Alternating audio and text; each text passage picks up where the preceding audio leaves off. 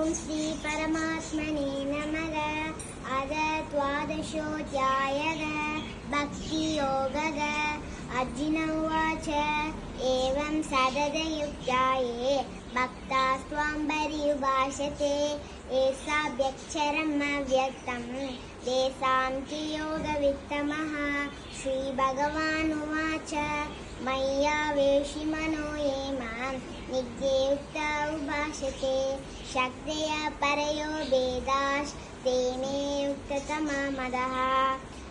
एत्वक्षरमनिर्देश्यम् अव्यक्तं पर्युभाषते सर्वत्र वसिन्त्यं च गूढस्थमचलं ध्रुवं सन्नियं येन्द्रियग्रामं सर्वग्रसमबुद्धयः ते प्राप्नुवन्ति मामेव सर्वभूतैर्वेलतः।